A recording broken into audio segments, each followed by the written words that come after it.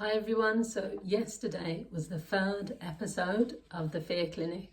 So as you know, I've been posting my reviews of the programme. I've done episode 1 and episode 2, so you can check them out. And this is the third episode. I think there's probably 2 or 3 more to go. I know there was a trailer for next week, so there's obviously going to be another episode next week. So episode 3, there were 3 participants. One of them was someone that's already been on the show before, and if you watch my episode, I think it was episode 2, that was the guy that was a fear of sausage dogs, and I'll talk about him in a minute. Devereaux, his name is. So in this episode, there was Dave. Dave has a fear of moths, and that is called lepidopterophobia. Lepidopterophobia. I don't know how to pronounce it properly.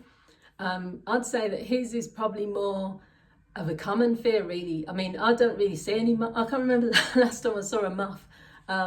So maybe he's in some damp spaces, because I've not seen a moth in years. Butterflies are pretty to look at, but I know for a fact of, like, there's places in Birmingham, the Botanical Gardens, this place where you can go to a butterfly enclosure, and there's millions or hundreds of butterflies, and you can just have them land on you or fly around you. I wouldn't do that. I've not got a fear, but I just wouldn't want, I like the look of butterflies. I wouldn't want them all flying around me. So the moths that they were showing to him on the programme were massive. They put him in a room in the dark, and he had 2 of the professionals, and he walked in the room and he said, "What the hell is that? Look how big they are." And he was really scared. And what I like about him, about Dave, is that he was really nervous even when he was speaking about his fear. So you could tell he was like genuine. He had this genuine fear. He was getting really nervous. He went into the room and he was still nervous, but he pushed through. And the whole point of the show really is for people to push through their fears, because what the phobias really are, and what the clinic is trying to say, is there's nothing to fear about the things that you're scared of. So as I said in the first episode, people have a fear of balloons or a fear of clowns or lots of these phobias. They're not because they're a danger to us. A balloon can't hurt you. A clown, can't hurt you. Well, they can, but, a fear of water. All these fears have come from either a memory that you've attached to the fear, or they're just because you're working yourself up. So he went into the room. He did really well, to be honest. He said he was at a high level of fear. He was really panicking when he was in the room on day 1. You could see, but he didn't leave. And that's one of the things, he didn't leave the room. And then they gave him like a beta blocker. They give them beta blockers to take overnight, which sort of suppress the memory that they had, and sort of make them more relaxed and calm. So on day 2, he came back into the room. And he stood there, and I think I'm just having a look at my notes. Yeah, in the end, he had muffs on him. He was calm, he was engaging in conversation. So they would consider that was really successful. After they took him out of the room and they were talking to him, he saw that as a success. He did really well, yeah. I mean, considering the fact that when he was sat with his wife and he was talking and saying he doesn't go to certain places because he's fearful of moths. He doesn't even go outside like for barbecues because he said in case. His fear is more that he's predicting all the places where moths could be, so it stops him from doing things with his children and activities. So the fact that he kind of, faced his fear and he did overcome it means that it's made a difference in his life. So that was like Dave. So the second person was, Devereaux. So Devereaux was on the show before, so he had 2 attempts to get rid of his fear of sausage dogs, and it failed because he just was doing this hysterical laughing. It's just really bizarre. It was distracting because it's just high-pitched hysterical laughing, and it is a protective thing, but it just felt weird coming out of him, like seeing him laughing like that. But it was his way of, like, because he was scared. But I still can't get used to the laughing, but in that way, but it's a part of his protection thing.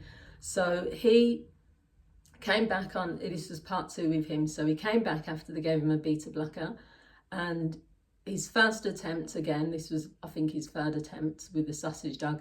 I think they kind of, what's the word called? They watered it down a bit because they didn't give him like a proper sausage dog the one that he had in the beginning, where it's more clear with the really short legs and the long body. They gave him one that didn't look as similar, and I think they did that on purpose because they wanted to give him a chance at least being successful, and it did work. He went into the room, he sat on the floor, he was actually stroking the dog at one point, and then he didn't get as far as like he was meant to the second time around, but then they gave him the beta blocker, he went overnight, came back, and then he was just a different person. Then he was taking the dog on the lead, he was stroking the dog, he was playing with the dog, he was feeding the dog treats.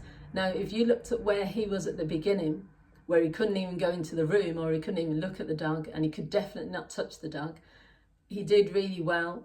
I think they chose a particular type of dog that didn't look like a proper like sausage dog on purpose, which is fine because, you know, it's not about like getting him to fail the task.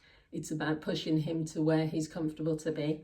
So yeah, you know, he said he was still uncomfortable to a certain degree, but he feels like, you know, his phobia isn't as extreme. I mean, at one point this guy was dating a person, he said, and because they had a sausage dog, he ended the relationship. I mean, his fear was really extreme. He would walk in the park, he wouldn't go for walks in the park, or he'd be really scared if he saw a sausage dog. So he overcame his fear because he just kept pushing himself, he kept coming back, he didn't give up. And there's been a few that have kind of give up. I think there's only been maybe one, the lady who was scared of being a passenger in cars, she gave up straight away, literally within 2 seconds.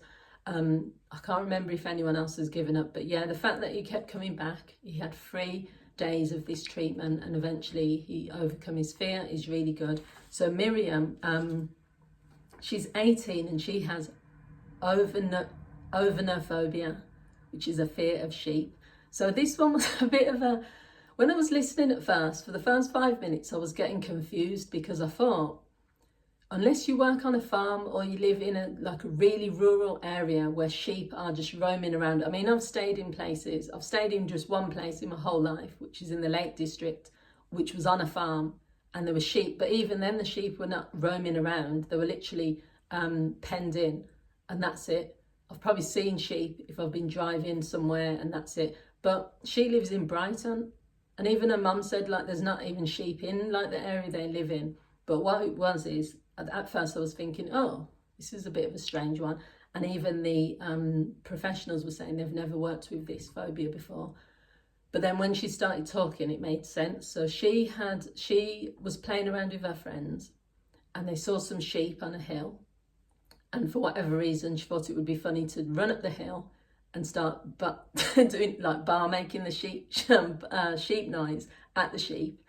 That one sheep got angry apparently and was chasing her down the hill, and so it was really scary for her, and people were at the bottom of the hill laughing at her. So it is about the memory of what happened which then created that fear or that phobia. So that makes sense in a way, because she was thinking of the fear and the humiliation when everyone was laughing at her and the fear of being chased. So she was saying that, you know, when she thinks of sheep, she was getting panicky, shaky, dizzy. She even starts crying at the thought of it. She's had some friends that have put her in situations on purpose because they think it's funny to say, oh, we're going to go and eat somewhere and it's going to be near like a farm. So it was really impacting on her life. So one of the good things with Miriam was that she pushed through. I mean, I will be honest, my feelings are that she wasn't really scared of sheep. Her fear was really that incident she had with that particular sheep who was like dangerous. Doesn't mean, but I didn't get the feeling that she was just scared of all sheep, because you could tell with her interactions with the sheep when she was in the farm as part of this clinic test. She went straight in there. She didn't really show fear. And then she was like petting them and everything, taking photos with them and saying, yeah, they're really cute and stuff. I got that sense from her anyway, that she wasn't scared of sheep themselves. It was just running away from, and I think anyone in that situation, if you're running away, you might love horses or cows or dogs or pigs, but if you was trapped in a situation where they were chasing you and it was not a friendly animal, of course you're going to be scared of that animal who's chasing you. It doesn't mean you're going to be scared of all horses. So I think that just shows, because it took her like 5 minutes to be able to overcome her fear, because I do think it wasn't rooted in having a fear of that animal. It was just the ones that were chasing her. She said it herself. She said, animals are cute, these sheep are cute, they're quite friendly. She goes, just that one was a particular aggressive one. So that just goes to show as well, when you put things in perspective and when you really look at it and put it in context, then you can overcome most things when you look at the situation. And what I like about the professionals on this show is just the way that they're really patient, the way that they are really explain things to the participants so that they understand that it's not the fear itself. You know, the fact that they put themselves in the situation with the clients. So they'll go into the farmyard with them, they'll go into the sea if someone's scared of water. Brilliant. So yeah, all three of them really got the results. No one kind of gave up. And it's not really about judging anyone if they do give up, because, you know, I'm not there. I'm not saying to someone, I'm not in their position. I don't know if I had a big fear. I've got there might be things I'm not, would I have got phobia? I haven't got a phobia about anything, but, you know, I wouldn't probably want to be, I've been in a cave where there's been bats all around, and that was quite scary. I've been deep water, as I said, I'm not a deep water person, but I've been scuba diving. I'm not good with heights. I'd say heights is probably my biggest one. If I get to a certain height, I just have to not look down. And so if someone told me to do something like bungee jumping or something, which I probably would say, I'm saying it now because I'm not there, that I would probably do it. I would probably just have to do the 3, 2, 1 and do it, but maybe I wouldn't. But I feel really respectful to the fact that they came on the show, they're being filmed, they're trying to get over their phobia. And yesterday was a good episode really, because they all achieved it, but also it was just interesting because it was different phobias that are not probably as common. So let me know what you guys think. Did you watch the show? What do you think of it? And I'll do episode 4 when it airs next week. Thanks for watching. Bye.